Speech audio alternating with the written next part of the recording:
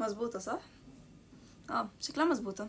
هبدأ الفيديو. اهلا بك عزيزي المشاهد في الفيديو. لو انت متعرفنيش فانا مروة هشام. عزيزي المشاهد، هنتكلم في الفيديو دوت عن قاعدة مهمة جدا في اللغة الألمانية، وهي الترمباغة فابن. هل القاعدة دي بتستخدم مع الأفعال ولا الأسماء؟ بتستخدم مع الحروف ولا الصفات؟ هل القاعدة دي فيها شواذ ولا لأ؟ هل القاعدة دي سهل ان انا استخدمها في اللغة بتاعتي وانا بتكلم ولا لأ؟ كل دوت هنشوفه في الفيديو دوت. استنوا للآخر. بداية كده، was sind die Trimbacher Verben؟ هما مجموعة أفعال عادية جدا، بس بتسبقها مقطع من حرف أو حرفين. المقطع دوت بعد ما بيدخل على الفعل بيغير معناه تماما أو بيغير معناه جزئيا، يعني الفعل ما بيفضلش في نفس معناه زي ما كان. المقطع دوت بيسمى بريفكس. طيب ناخد بايشبيل على الترمباغة بريفكس. an, ab, auf, mit, ein, باي، وفي غيرهم كتير قوي هنشوفه في الأمثلة اللي جاية. ناخد بايشبيل بقى على ال untrennbare Präfix زي end وfair، وفي غيرهم كتير قوي. طب ايه الفرق بين الترنباغة بريفكس والuntrennbare Präfix؟ في كلتا الحالتين الفعل معناه بيتغير، بس الترنباغة بريفكس هي دي اللي بتنفصل عن الفعل وبتروح في آخر الجملة عند البونكت، قبل البونكت. هو الفعل بيبقى لوحده والبريفكس ذات نفسه بيروح في آخر الجملة، انما الuntrennbare بريفكس بيفضل لازق في الفعل وبيتصرف عادي، والبريفكس لازق فيه من غير ما يروح آخر الجملة. طب تعالي ناخد بايشبيل على ترنباغة فابن. مثلا عندنا فعل زي فعل غوفن. غوفن يعني ينادي، شخص بينادي حد. لو زودنا عليه بريفكس ان هيبقى انغوفن. انغوفن فعل معناه يتصل، فبقت غوفن معناها ينادي، لانغوفن معناها يتصل.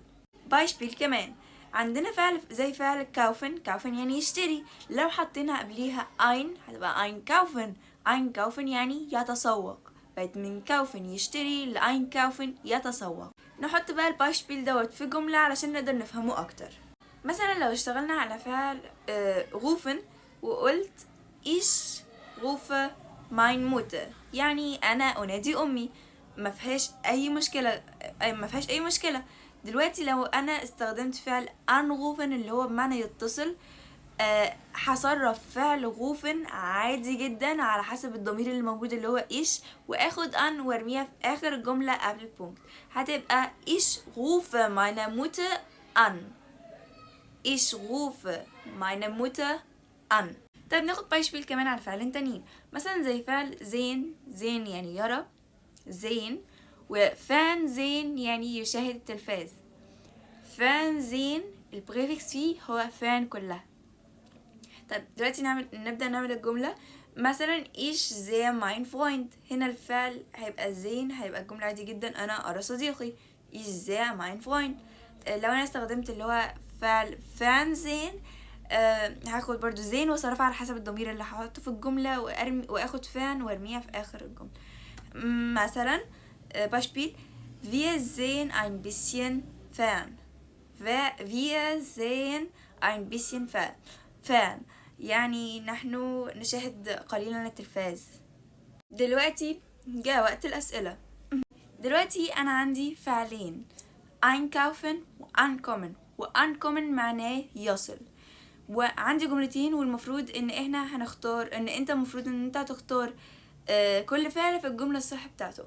الجملة الأولى بتقول ich im Supermarkt والجملة التانية بتقول du auf der Party والمفروض ان انت تحط الفعل في الجملة الصح بتاعته وتصرفه. يلا سيبالك وقت.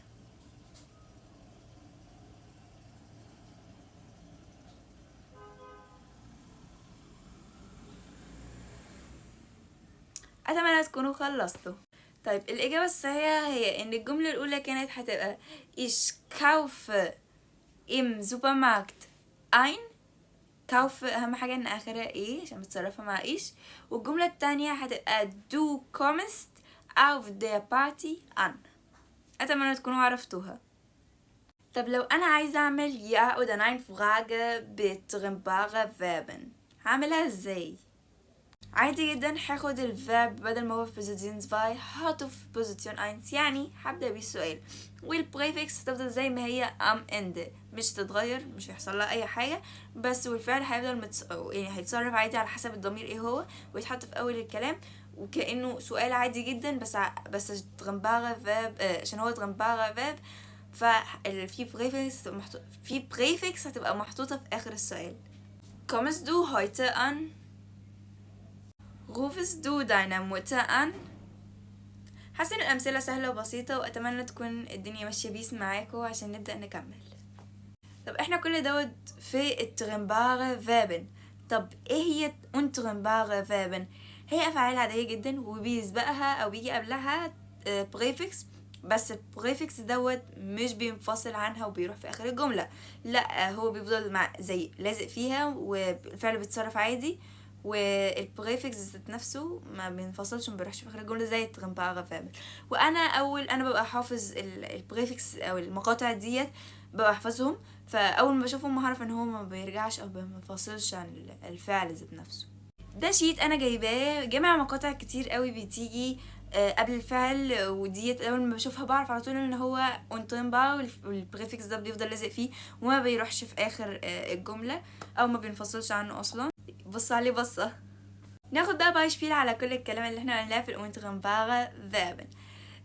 عندنا فعل زي فعل كومن ده يعني يأتي، لو حطينا قبليه بكومن يعني بقى بكومن بقى يحصل على، يعني الفعل معناه اتغير خالص تماما من كومن يعني يأتي بكومن يعني يحصل على.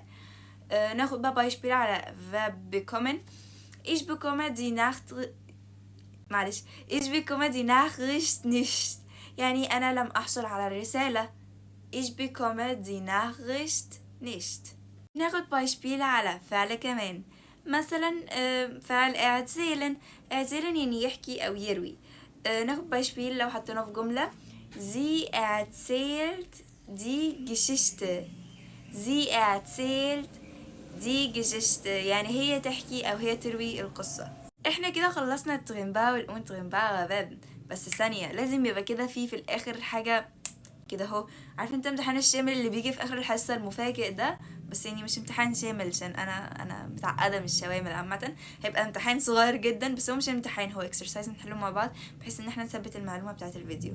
دون ماريا im Supermarkt. الجمله معناها انت وماريا بتتسوقون في السوبر ماركت، فهل الإجابة هنستخدم einkaufen ولا kaufen؟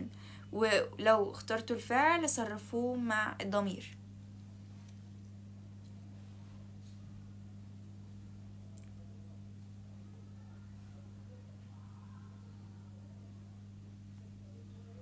الإجابة هتكون دون ماغية كاوفت im Supermarkt ein، علشان هنا استخدمت einkaufen عشان الجملة يقصد بيها يتسوق مش يشتري.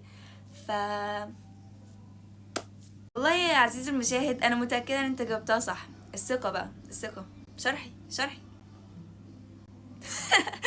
السؤال التاني ich meinen alten Computer. هنا اختاروا بين verkaufen وكaufen. بالمناسبة verkaufen يعني يبيع وكaufen يعني يشتري، فمعكوا وقتكم، بس متنسوش تصرفوه مع الضمير.